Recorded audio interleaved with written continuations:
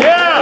Zane Melton, everyone! Guys, Zane, I've known you a long time, bro. When did you start doing comedy?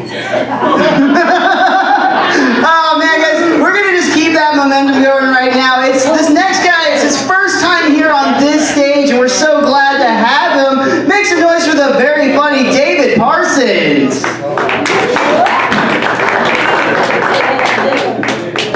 Thank you, Miles. Yes, I am a hat-trick virgin. Woo! So be gentle, please. It's my first time here. Anyway, this is not, funnily enough, my day job.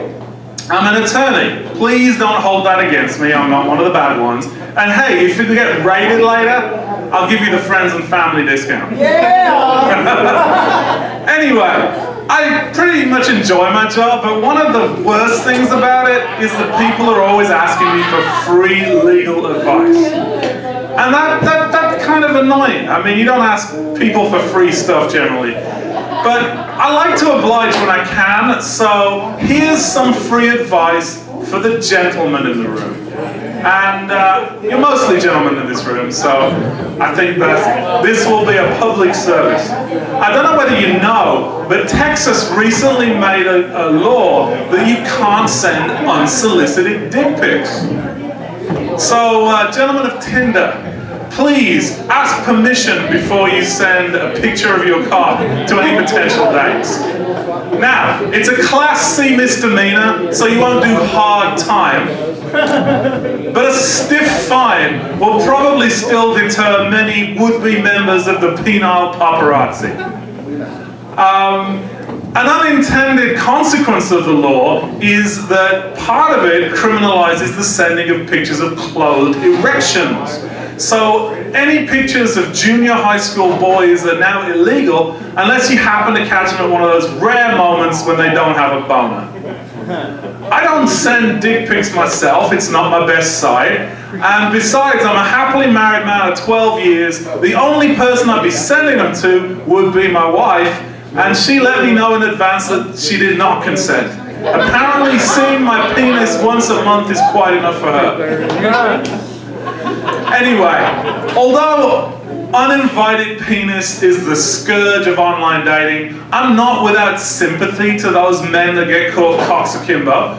So I'd like to let you know that I'm prepared to represent you for free as part of my pro bono practice. I'll stand up for you in court. I'll argue against the DA if he says, if she did not ask for the dick, you must convict. I'll help you beat the rap if you tweet your meat. Just call my 1-800 number, 1-800-LAW-COCK.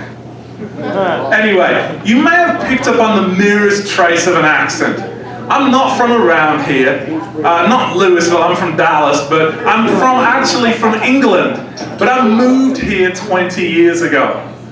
And although both of my countries speak English, kind of, words in America sometimes have different meanings, and this can cause serious confusion.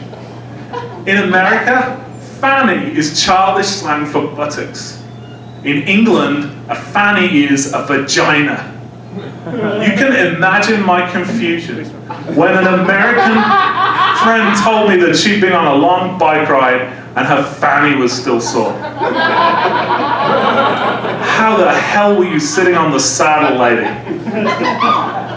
I noticed that James Drew was wearing a Buc-ee's t-shirt. Well, in England, beavers aren't remotely sexual.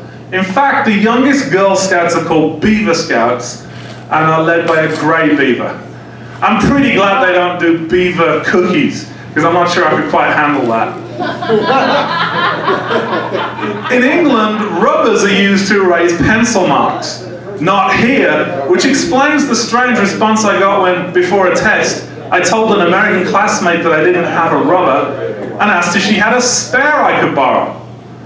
An invitation to be her study partner might have made more sense before the test. My favorite English dessert has a very strange name. To the English, a spotted dick is a raisin cake served warm with custard. To the Americans, a spotted dick is an excellent reason to make an appointment to see your doctor immediately. And this one makes me cringe 20 years later. In England, we refer to cigarettes by a name that means something very different here. I learned pretty quickly that it's not a smart move to ask an American if he'd like to join you outside because you're desperate for a fag. Anyway, that's about my time. I'm going to leave you with one observation. I was reading an article the other day about the Beckhams, David and Victoria, and I learned an interesting fact about them. Apparently, they named all of their children after the place they were conceived. Now that's great for Brooklyn, but it kind of sucks for Maserati backseat. Anyway, thank you very much. You've been a lovely audience, and I've been David Parsons. Cheers!